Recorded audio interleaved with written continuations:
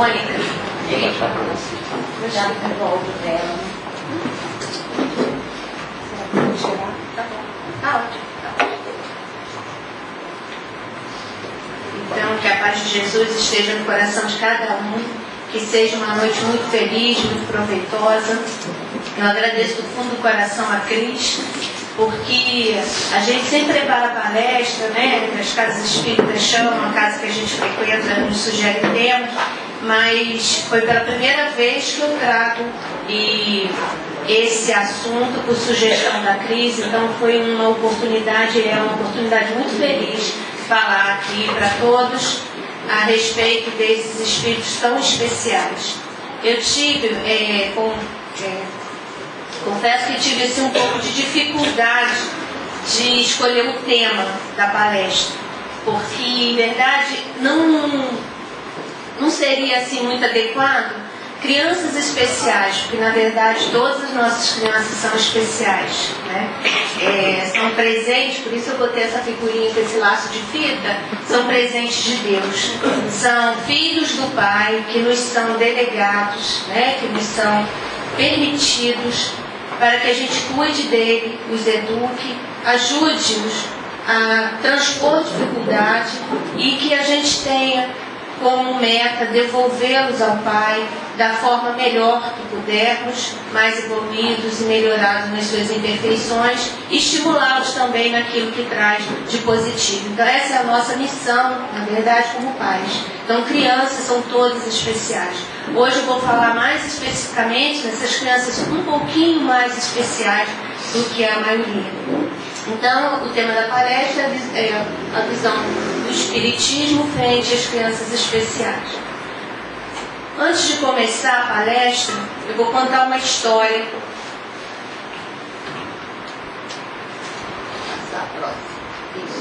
É desse livro, Deficiente Mental, Porque Fui Um.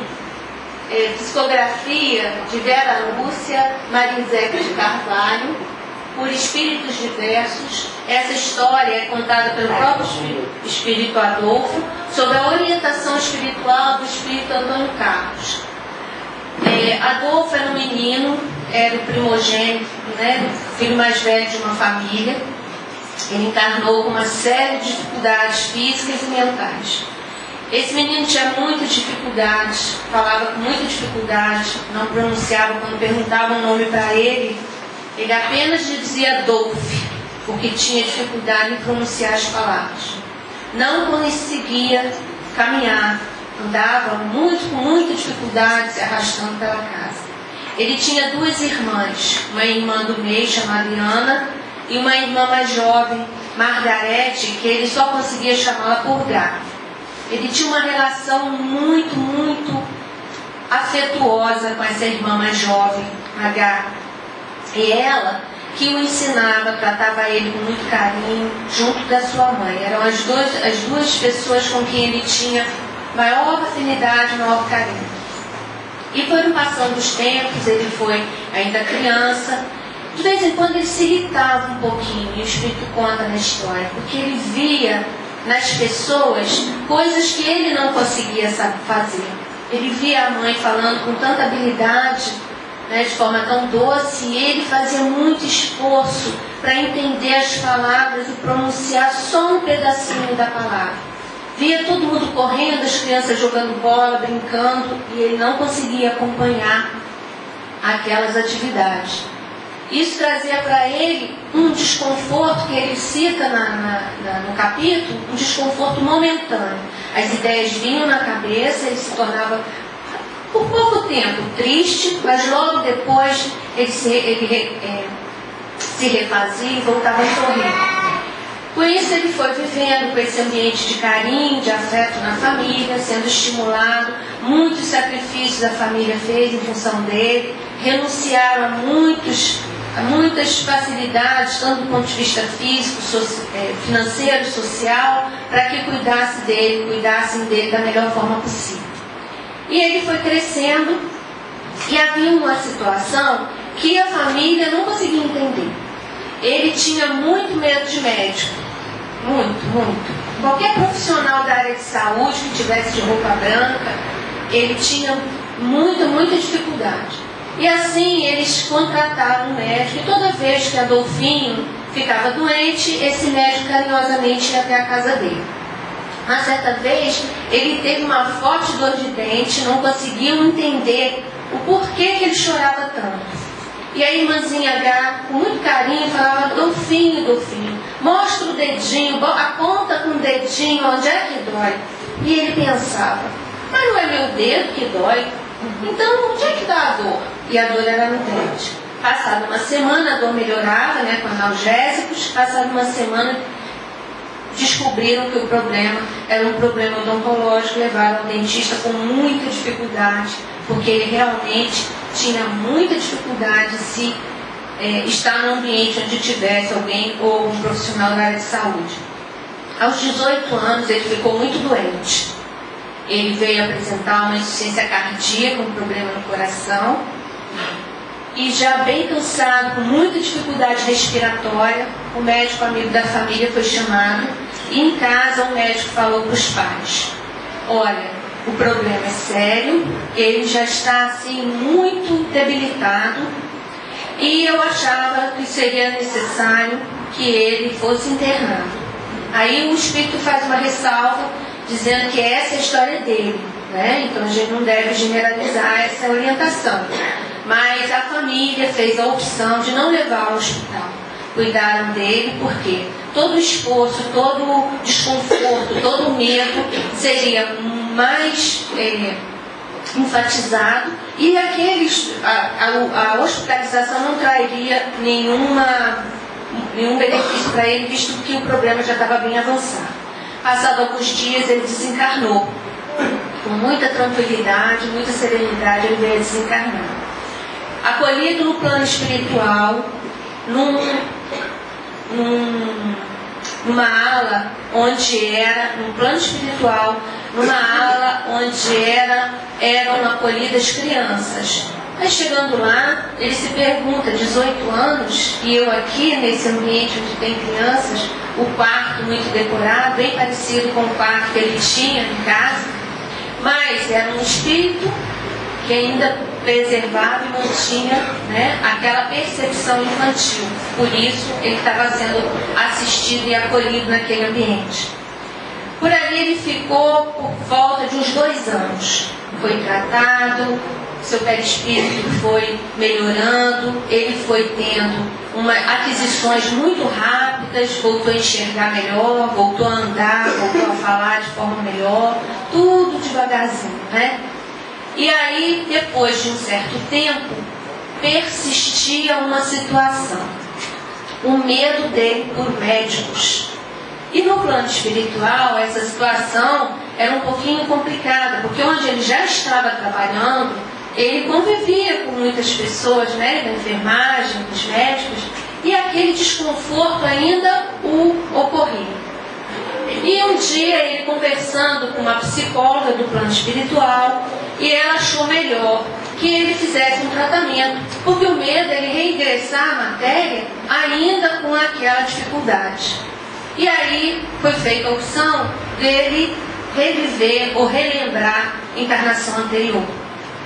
E ele se viu jovem, forte, saudável, inteligente, de uma família, de uma posição social, de uma situação social bem favorável. E esse médico, estimulado pela esposa, ele se apresentou ao exército, porque o país estava em guerra. E ele viaja para um local, uma frente de batalha. Lá ele conhece um outro médico chamado Frank, e os dois começaram a trabalhar na assistência e no acolhimento dos feridos. Mas aquela memória trazia a ele uma sensação, um sentimento muito negativo de repúdio. Por quê? Nesse local, nesse hospital, eles recebiam compatriotas, ou seja, militares da mesma nacionalidade, mas também recebiam pacientes do grupo dos inimigos deles, né, que estavam em guerra. E os dois médicos fizeram a opção de sacrificar os pacientes inimigos. E isso gerou nele um sentimento de muito repúdio, de muitas dificuldades. Um determinado dia, ele como médico trabalhando, esse local, esse hospital de Campana é alvejado. E os dois desencarnam imediatamente, assim, né? Os dois médicos. E aí começa o sofrimento do nosso amigo Adolfo, que começou a se ver agora naquela situação, mas agora ele era o paciente. E se envolveu, e por muito tempo ele ficou naquele local, naquela reminiscência, naquela percepção daquela dor, daquela guerra. Vendo as pessoas sofrendo, vendo as pessoas sendo assistidas, e ele ainda envolvido na revolta, pensando para ele, o que essa guerra fez comigo? Em determinado momento, ele começa a se revoltar contra ele próprio. E aí ele vê que o tempo, a saúde, a inteligência, toda a instrução que ele tinha e as possibilidades que ele tinha foi por ele próprio desperdiçado. E por isso, e nessa situação ele ficou por um bom tempo. Até que um dia os pais dele, né, já desencarnados, vieram até ele e aceitando também a sua parcela, porque permitiram que ele ingressasse e de certa forma, né, naquela posição materialista e vaidosa, aceitando uma parcela de culpa, né, daquela situação, socorreram, pediram a ajuda e ele foi socorrido e foi encaminhado ao plano superior. Chegando ao plano superior, aquele militar médico, em grave situação perispiritual, é assistido e é feito um novo projeto reencarnatório. Os pais retornariam à matéria, reencarnariam e iriam recebê-lo como filho, uma segunda oportunidade. Mas o perispírito, toda a organização espiritual daquele espírito estava muito prejudicado e ele voltaria com severas deficiências na matéria. Mas não se opuseram, retornaram e tempo depois Adolfo reencarna. Isso tudo ele participando, né, e vivendo com muita dificuldade essa revelação no plano espiritual. Mas aí veio a necessidade, aí ele passa a entender a situação dele. Por isso o tema do livro, né? Por que fui um deficiente? E aí ele volta numa dessas terapias com a psicóloga e ele pergunta, mas se estávamos dois, se éramos dois, eu e meu amigo Frank, o que ocorreu? O que aconteceu com meu amigo?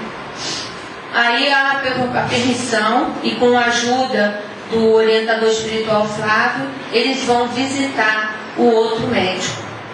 E encontram esse médico, hoje encarnado, numa frente de ajuda da Cruz Vermelha na África. E esse médico hoje atendia e assistia as crianças vítimas de todos os infortúnios. Pegava as crianças, cuidava com muita dificuldade. Há 5 anos que esse médico, o antigo Dr. Frank, né, hoje eles não colocam o nome, atendendo aquelas crianças com toda carinho e dedicação. Aí o Flávio, que é o orientador, chega a Adolfo e fala, pois bem, meu amigo, existem várias formas de recuperarmos as nossas dificuldades e os nossos erros. Você se deixou envolver pelo remorso destrutivo. Já o nosso amigo sofreu, viveu dificuldades no plano espiritual, estabeleceu novas metas e se projetou a novo processo encarnatório com a proposta de refazer no amor e no bem todo aquele caminho que havia sido desviado no plano anterior. E aí ele retorna para as suas atividades, o Adolfo agora no plano espiritual, para as suas atividades depois do reencontro com o seu amigo Frank.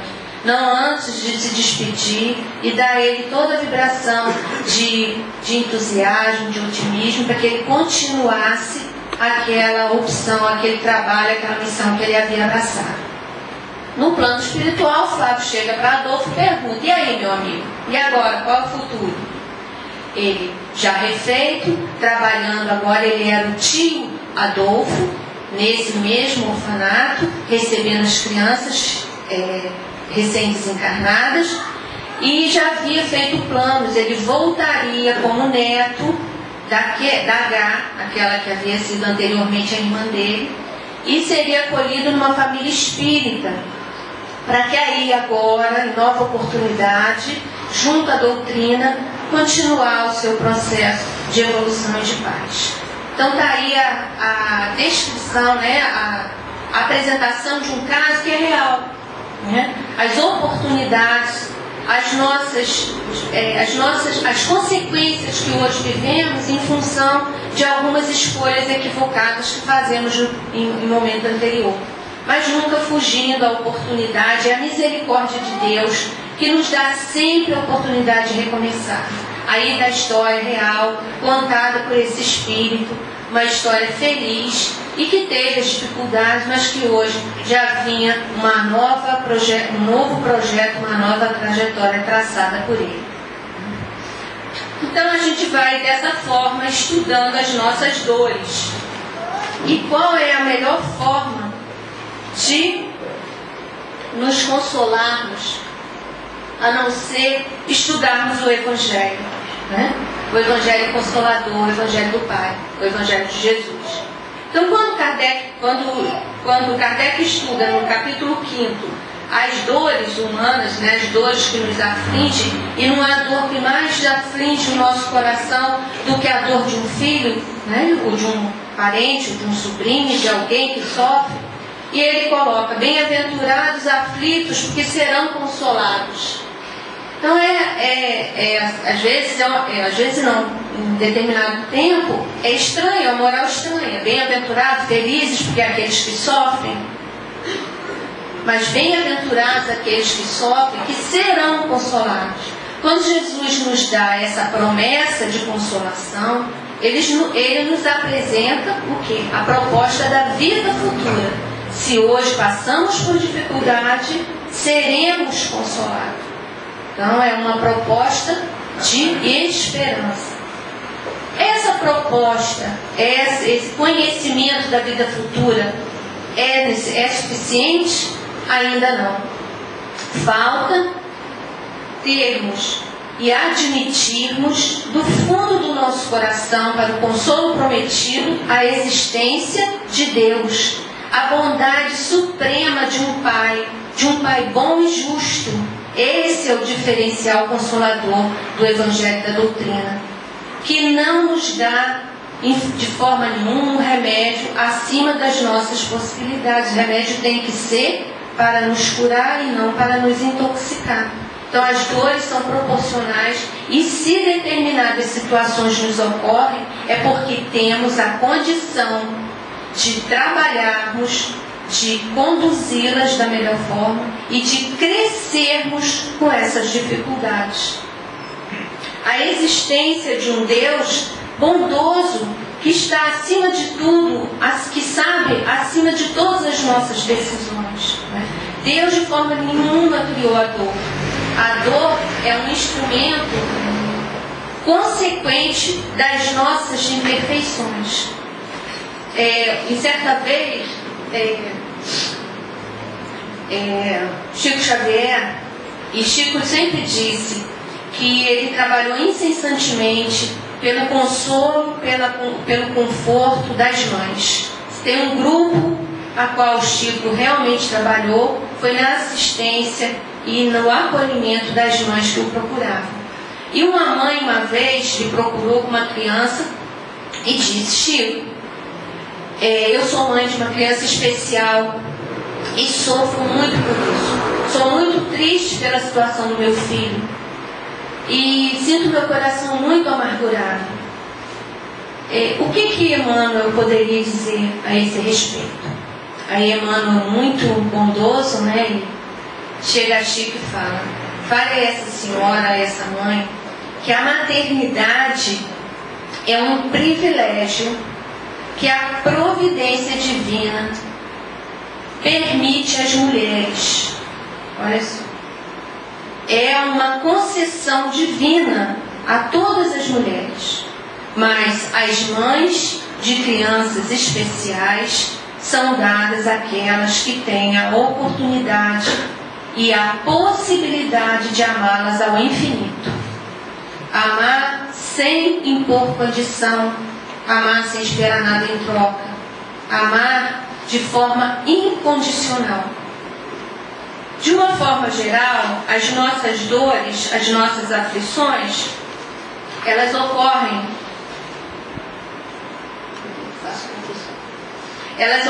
de duas formas, né? De duas origens as nossas dores. A primeira é causa das nossas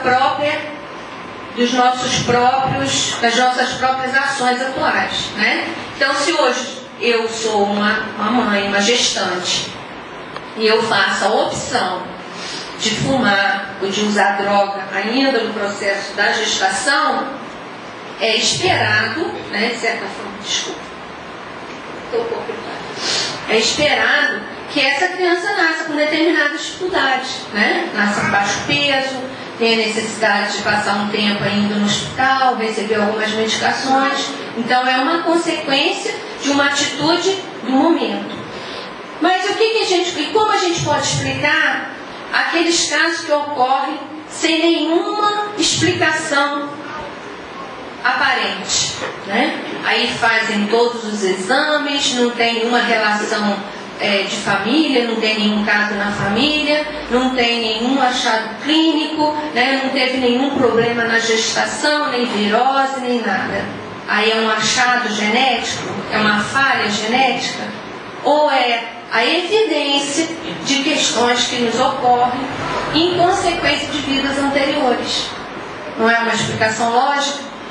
E assim a reencarnação, ela deixa de ser apenas um princípio religioso e passa a ser um princípio lógico. Se uma criança que nasce com um problema, se a gente admitisse que o espírito fosse criado no mesmo momento da matéria. Uma vez eu conversando com uma amiga que não acredita na reencarnação, ela me colocou assim: não. Eu falei, mas se ela está sendo penalizada, se é um bebê, ela está sendo penalizada por qual motivo? Se ela ainda não teve oportunidade ainda de errar. Não, mas ela está pagando em função dos erros do pai.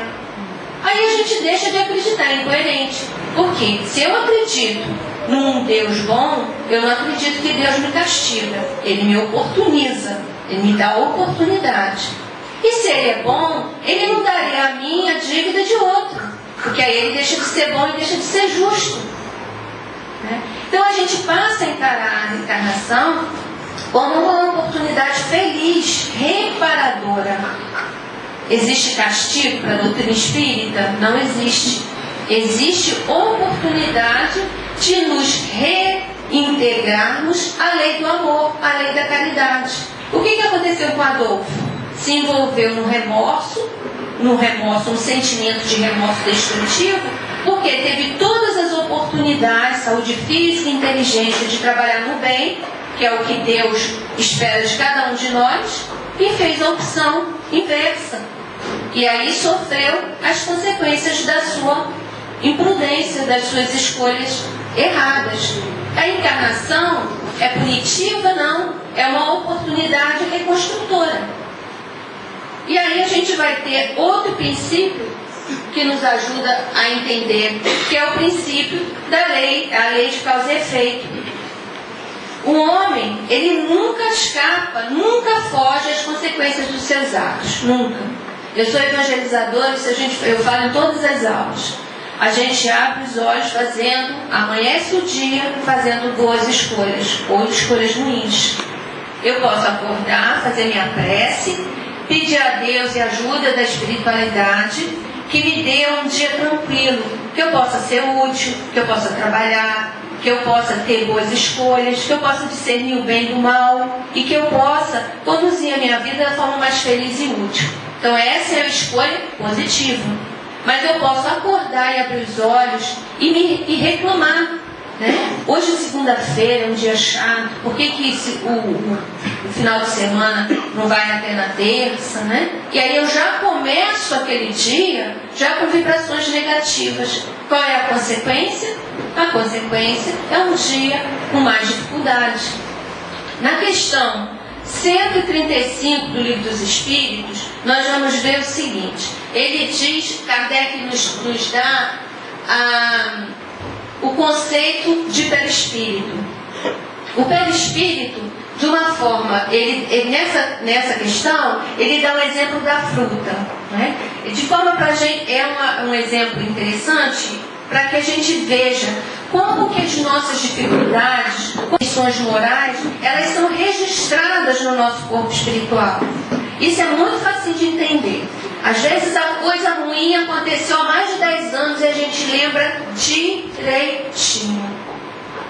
Depois desses 10 anos, uma infinidade de coisas legais nos aconteceram que passaram batido. Então fica registrado, né, todas as nossas ações, boas e ruins. Já vimos que a dor é uma consequência natural. Então deixa de ser uma coisa extraordinária, deixa de ser uma situação punitiva, negativa, e passa a ser uma consequência natural dos nossos atos. Imprimimos no nosso perispírito, vamos comparar ali o abacate. A semente do abacate é o espírito. Kardec traz essa comparação na questão 135 do Livro dos Espíritos. O perispírito seria a polpa, o perispírito seria a polpa e a casca o corpo físico. Quando desencarnamos, o que acontece com a casca? A gente deixa, né? Fica aqui no plano material. E a gente retorna à parte espiritual com o perispírito e o espírito. Esse perispírito, nós levamos nele as impressões das nossas dificuldades. E quando reencarnamos, esse perispírito vai funcionar como arquivo espiritual e molde de um segundo corpo físico. Então, se trazer por isso que o amigo espiritual de Adolfo já previa que numa outra encarnação ele traria dificuldades materiais em função da dor que ele tinha passado, daquele remorso que André chama de remorso destrutivo, porque ele se projeta na matéria. Então a gente entende dessa forma que todas as nossas atitudes, nossas falhas morais, elas são arquivadas no perispírito. Nossos delitos, nossas escolhas negativas, nossas mágoas, né? Atividades que eu costumo colocar assim, devastadoras ao nosso corpo físico, né? É um jeito assim menos agressivo de falar suicídio, mas isso tudo é registrado no nosso corpo espiritual. Certa vez um artista, já bem velhinho, ele foi entrevistado. Ele já estava assim, já desencarnou esse artista. E ele já estava assim, bem cansadinho no final da vida. E aí o repórter chega para ele e fala para ele assim, mas qual é o trabalho? O que você gostaria? Não é o trabalho. O que você gostaria que acontecesse com você e que não aconteceu? Aí ele olha assim, bem, eu vi essa entrevista, ele olha assim bem seriamente para o repórter e fala, o que eu gostaria de ter feito e eu não fiz foi ter parado de fumar quando jovem. Olha só, a resposta não era essa esperada pelo repórter. O repórter queria saber, né, se é um trabalho, uma novela, uma peça de teatro, alguma coisa referente à profissão. Mas aquele sentimento de ter feito contra ele uma atitude que trouxe para ele no futuro grande dor e dificuldade, ficou registrado aonde? Aqui, no perispírito. E possivelmente, uma possibilidade, a gente não pode afirmar nunca, possivelmente esse espírito reencarnará com alguma dificuldade no aparelho respiratório. porque essa impressão de atividades desastrosas fica e cria ali um desajuste nesse arquivo perispiritual. Dessa forma, a gente encara, a gente entende que não existe doença. Existe, na verdade, o doente. Esse é o que existe. E a gente que trabalha na área de saúde, né, doutor? A gente sabe que como que a doença é diferente de uma pessoa para outra. Como que uma coisa simples pode trazer um dano grande, uma coisa que é resolvível pode não se resolver. Por quê?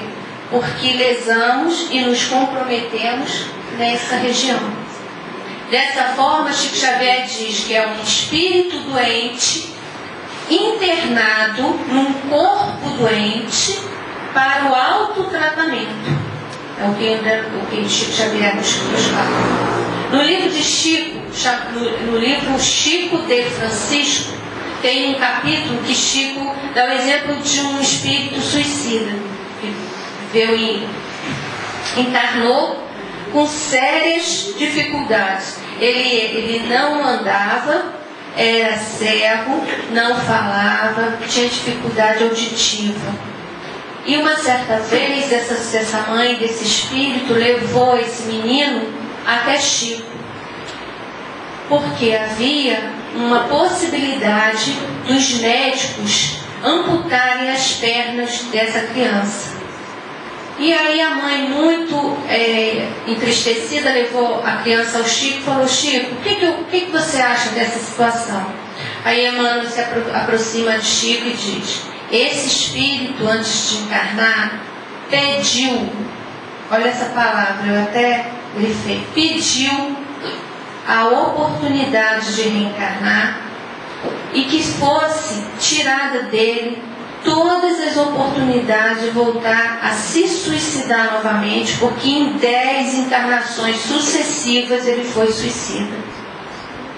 Então, olha que espírito corajoso. Ele pede isso. E aí Chico chega para a mãe e fala: não, tá bom, tá jóia.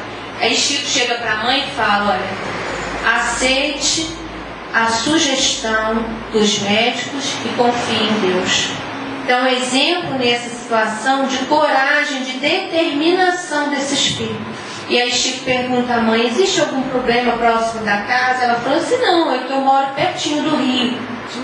Então havia possibilidade, se ele ainda tivesse a oportunidade, a condição de inundar, dele ainda se precipitar a mais uma vez a reencarnação. Peraí que eu estou meio ligada com esse negócio aqui. Já deu certo. Deu. Isso, tá jóia. E quais são a percepção das crianças especiais? Aí na questão do Livro dos Espíritos, 374, Kardec pergunta: na condição de espírito livre, tem o idiota? Que idiota, gente? É um termo que era usado na época. Hoje, obviamente, a gente não usa mais esse termo. A consciência do seu estado mental. Então, na condição de espírito livre, o espírito tem consciência do seu estado mental? Aí vem como resposta: os espíritos respondem frequentemente, compreendem que as cadeias que lhe obstam o voo são prova e expiação. Dessa forma, percebemos que mesmo havendo o impedimento da manifestação livre do espírito, o espírito que é imortal ali está na sua plena consciência e percebe o que ocorre à sua volta. Chico Xavier diz que eles têm profunda lucidez no seu ser interior. Então sentem o carinho, o afeto, a preocupação, o amor naqueles que estão próximos a ele. Percebem tudo o que ocorre a seu redor. Às vezes a dificuldade é só na manifestação material da compreensão dos seus sentimentos. Já me entenderam? há um tempo atrás, eu sou enfermeira, estava no hospital, aí eu estava vendo uma criança e a mãe mexe a mãozinha, e essa criança com paralisia cerebral. E toda vez que a mãe falava para ela, mexe a mãozinha, ela chorava. Aí eu falei, ó, questão 374 no Livro dos Espíritos. O espírito se entristece porque sabe, gostaria, percebe que em outras condições poderia ter aproveitado e hoje está ali naquela limitação material. E aí a gente orienta, né? Eu fui orientar, não, leva carinho, dá carinho, mas não pede o que ela não pode fazer. Isso gera um desconforto e uma tristeza, de certa forma, para a criança, né? Então vamos. E aí, seguindo o nosso projeto, como é que a gente pode ajudá-las? Né? A gente já entendeu que são espíritos oportunizados, não castigados. São verdadeiros, são espíritos corajosos que vêm com missão, junto com as suas famílias, numa proposta pré-determinada. E como é que a gente pode ajudar? Qual é a nossa oportunidade, qual é a nossa responsabilidade dentro desse processo? Enquanto sociedade, respeito e colaboração. Respeitar o direito daqueles portadores de necessidade especial. Isso é que a gente espera da sociedade. Compreensão às suas dificuldades, né? A gente lamenta, a gente chega hoje, já tem uma série de situações que favorecem. A gente às vezes está lá com a carteirinha para estacionamento. Chega na vaga determinada para deficiente físico e tem um carro parado que não é deficiente. Aí a gente chega e fala assim, olha moço, não pode usar, às vezes tem pessoas cadeirantes com dificuldade de deambulação. Não, mas é só um pouquinho. Mas é só um pouquinho, que meu só um pouquinho prejudica o outro. Então eu estou sendo desrespeitosa com a necessidade do outro. Colaboração, a gente coloca, porque nós estamos envolvidos também nesse processo, né? A gente pode ver uma árvore de várias formas.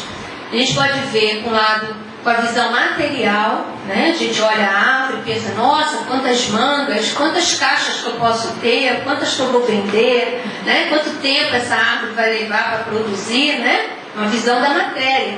Mas a gente pode olhar a árvore com os olhos do coração, examinando cada folhinha, vendo ali a bondade de Deus em cada florzinha, o seu perfume, e vem tudo que a gente está em contato, a benevolência e a bondade do Pai, né?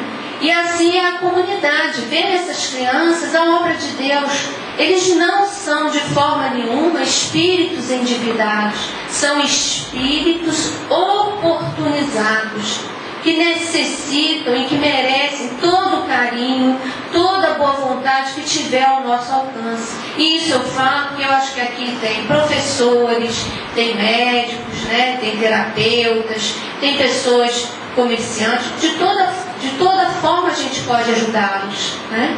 Não achar que o fato deles não falarem, que eles não percebem as coisas. As aquisições, mesmo pequenas, são muito importantes para esses espíritos.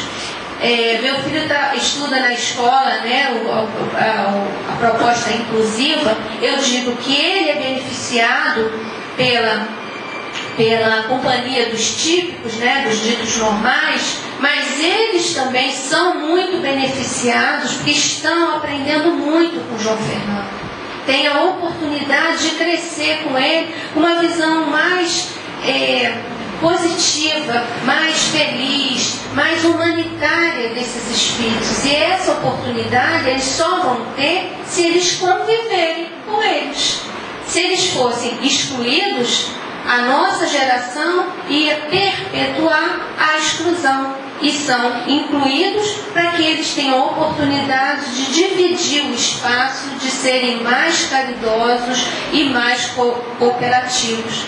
Eu chegava na escola do meu filho e tinha uma menininha que chegava para mim e falava todo dia assim, tia, ele lanchou isso, lanchou aquilo, comeu assim, comeu assado, hoje ele não quis comer e tudo.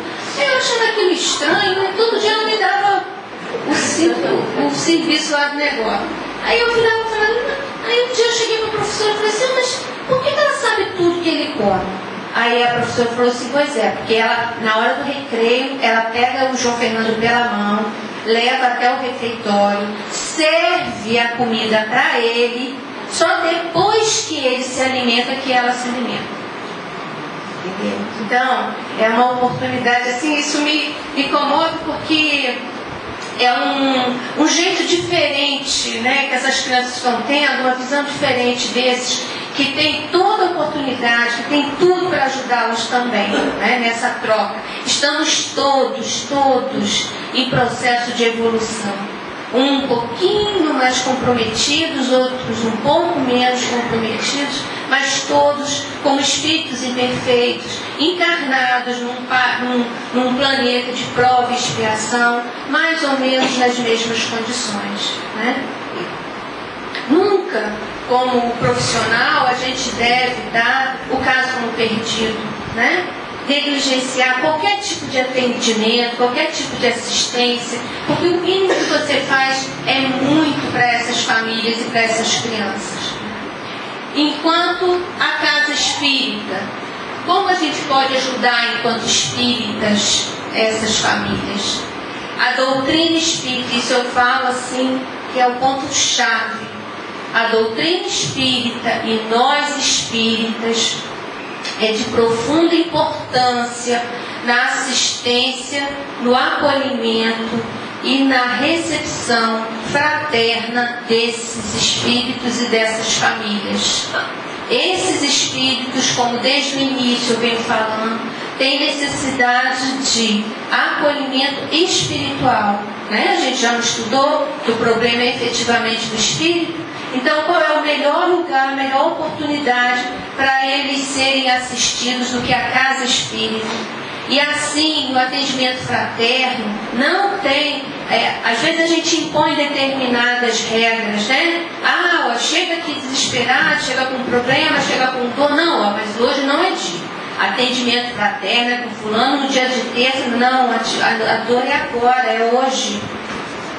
Uma vez eu estava, e eu sou muito grata, e eu sei o que é isso, porque eu cheguei atrasado no atendimento aqui em Macaé, e eu estava numa situação, e meu filho também, numa situação muito difícil, muitos problemas de saúde, ele muito debilitado, e a pessoa mesmo fora do horário me atendeu com todo carinho, e aquele atendimento fez toda a diferença para o meu filho e para mim também. Então a casa espírita tem que estar apta a receber essas crianças e a receber essas famílias. Se eu não sei, mas eu só trabalho aqui, eu não tenho, não, então eu vou chamar alguém que possa falar alguma coisa para você. Hoje você não sai da casa sem um atendimento, sem uma palavra de apoio. Então essa é uma das funções da casa espírita nesse sentido, acolhimento e prevenção. Quando a gente coloca prevenção, porque a doutrina espírita ela é preventiva. Quando você divulga o espiritismo, a pré-existência do espírito, a necessidade de progresso e, acima de tudo, a existência da bondade, da misericórdia de Deus, você está prevenindo o materialismo, que é o ponto-chave de queda desses espíritos. Muitos deles caíram por não acreditarem, muitos deles, não todos eles caíram por não acreditarem ou desacreditarem da bondade do Pai. Então, quando a gente divulga a doutrina espírita, através da palestra, através dos estudos, a gente está prevenindo que outros espíritos venham a reencarnar com necessidades especiais. A evangelização, importantíssima. Mas o menino não fica quieto. Eu sou evangelizador. Aí, não fica, não quer. A gente sabe que muitas questões, né, hoje a gente tem um número crescente de casos de autismo E o autista, ele tem dificuldade, faz parte do problema, faz parte da situação, ele tem dificuldade de ficar numa sala, ele tem desconforto acústico. Então, quando muitas pessoas falam, aquele som entra e dá um desconforto, então ele não vai ficar na salinha quietinho como a gente espera que os outros fiquem. Então, a evangelização, que é especial, tem que ser especial para essa criança. Porque Jesus veio para os doentes. Então, a casa espírita não pode excluí-los, tem que incluí-los. Então, tem que ter uma programação, tem que ter uma metodologia que possa acolher essas crianças. E nisso eu agradeço muito meu filho. Porque quando eu me mudei de outro estado para cá, eu não vim com a proposta de ser evangelizadora. Eu vim para estudar, para me aprofundar na doutrina, né, e tudo. Aí levava o João Fernando, deixava na salinha, dava 5 minutos e ia me trazer. Eu falei, mas meu filho precisa estar lá na salinha, ele precisa ser evangelizado. Aí ele falou, não, mas eles vão se acostumar com o João Fernando e ele vai, né, vai ver. Aí daqui a pouco, segunda, terceira, quarta, eu falei, é o jeito que tem, eu ser evangelizadora.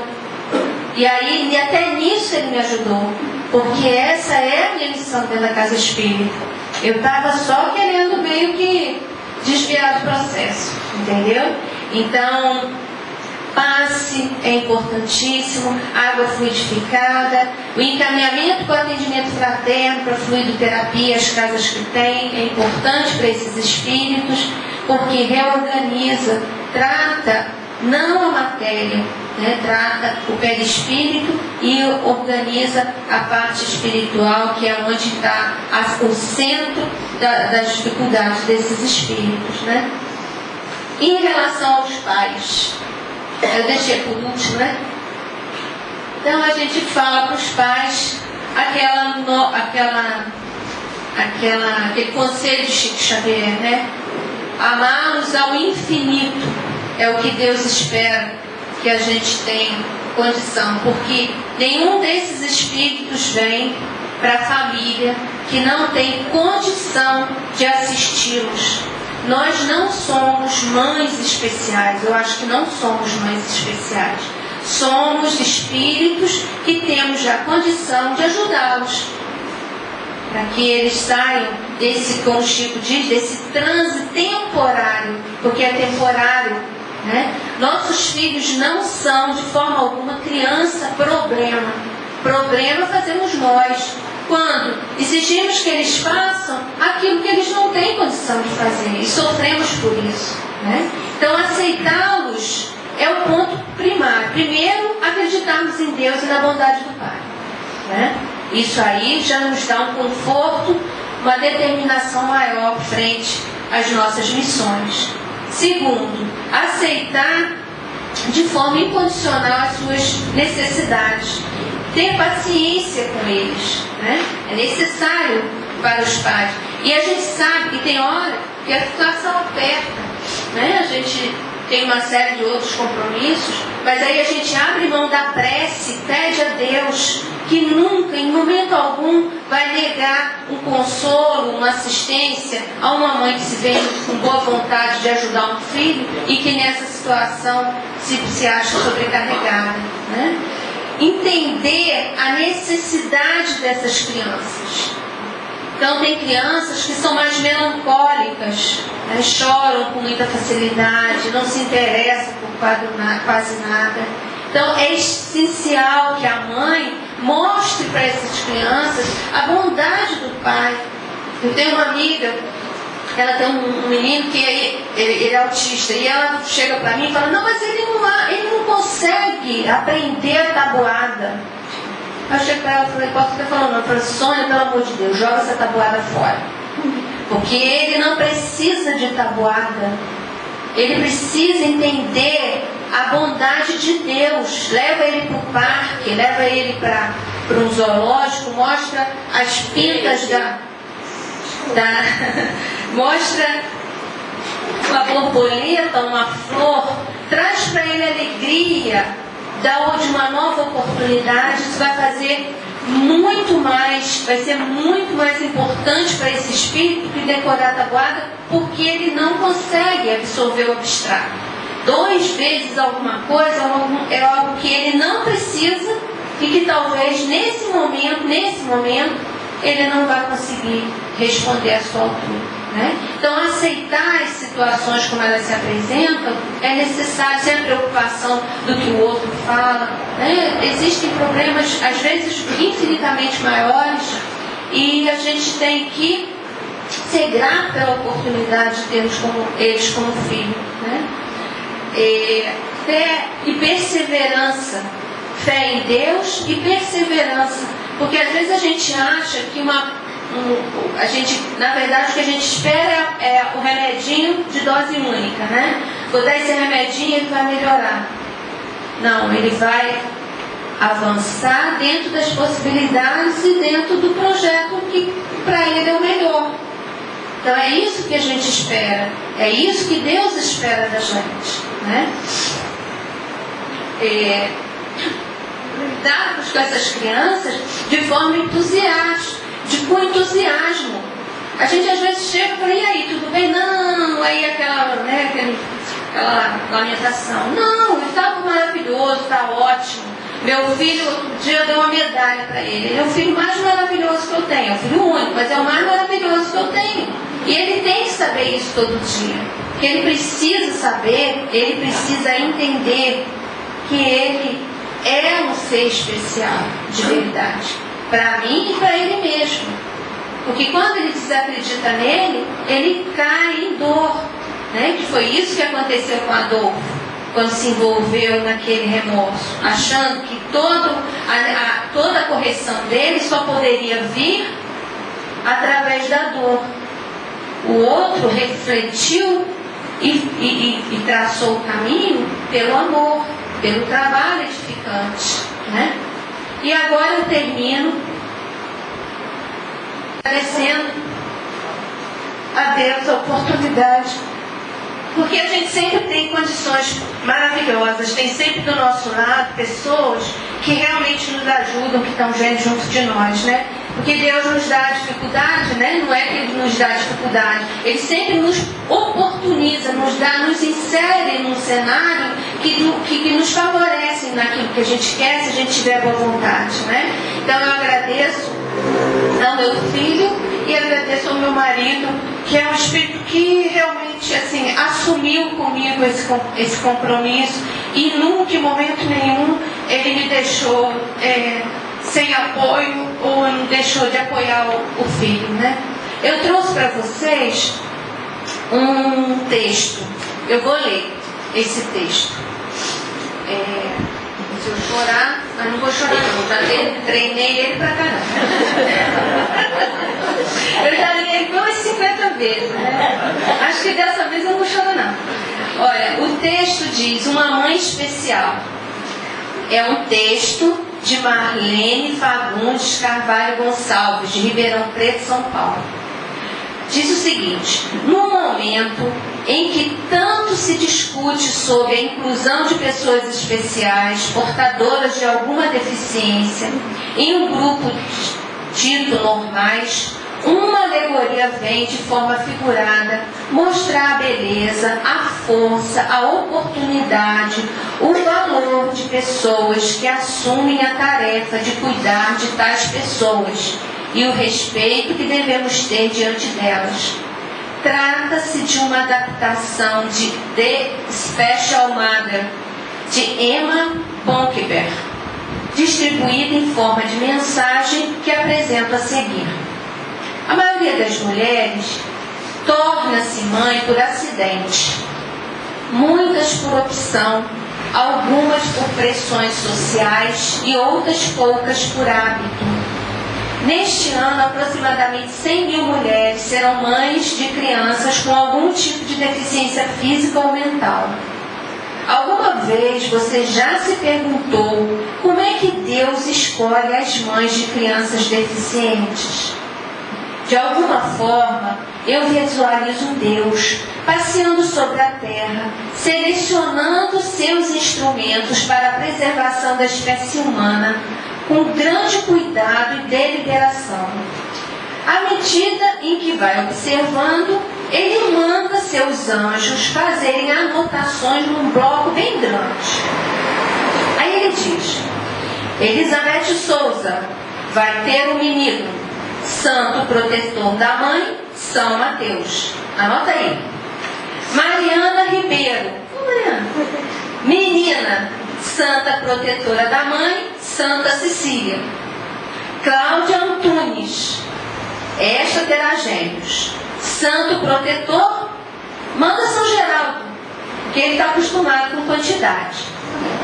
Finalmente, Deus dita um nome a um dos anjos, sorri e diz: para esta, mande uma criança surda. O anjo, cheio de curiosidade, pergunta: por que justamente ela, Senhor? Ela é tão feliz. O anjo, cheio de curiosidade, faz essa pergunta na expectativa da resposta do pai. Aí o Senhor lhe responde: exatamente por isso, sorrindo, eu poderia confiar uma criança deficiente a uma mãe que não conhecesse o riso? Seria cruel. Mas será que ela vai ter paciência suficiente, Senhor? Aí o Senhor responde: eu não quero que ela tenha paciência demais, senão vai acabar se sufocando num mar de desespero, de autocompaixão. Quando o choque e a tristeza iniciais passarem, ela controlará a situação. Eu estava observando ela hoje. Ela tem um conhecimento de si mesma e um senso de independência que são raros e, ao mesmo tempo, tão necessários para uma mãe. Veja a criança que eu vou confiar a ela. Tem seu mundo próprio. Ela tem que trazer essa criança para o mundo real. E isso não vai ser função fácil. Mas Senhor, eu acho que ela nem acredita em Deus. E Deus sorri e diz: isso não importa, dá-se um jeito. Essa mãe é perfeita. Ela tem a dose exata de egoísmo que vai precisar. Aí o anjo engasga e pergunta: egoísmo? Isso lá é virtude? Aí Deus balança a cabeça afirmativamente e diz: se ela não for capaz de se separar da criança de vez em quando, ela não vai sobreviver. Assim, aqui está a mulher a quem vou abençoar com uma criança menos perfeita do que as outras. Ela ainda não tem consciência disso, mas ela será invejada. Ela nunca vai considerar banal qualquer palavra pronunciada por seu filho. Por mais simples que seja o balbucio dessa criança, ela o receberá com um grande presente. Nenhuma conquista da criança será vista por ela como corriqueira. Quando a criança disser mamãe pela primeira vez, essa mulher será testemunho de um milagre e saberá reconhecê-lo. Quando ela mostrar uma árvore ou um pôr do sol a seu filho e tentar ensiná-lo a repetir as palavras árvore e sol, ela será capaz de enxergar minhas criações como poucas pessoas são capazes de fazê-la. Eu vou permitir que ela veja claramente as coisas que eu vejo: ignorância, crueldade, preconceito, e vou fazer com que ela seja mais forte do que tudo isso. Ela nunca estará sozinha, porque eu sempre estarei a seu lado. Aí o anjo pergunta: e qual será o santo protetor dessa mãe? Pergunta o anjo com a caneta já na mão. Aí Deus sorri novamente e diz: nenhum, basta que ela apenas se olhe no espelho. Então, boa noite a todos. Eu não chorei.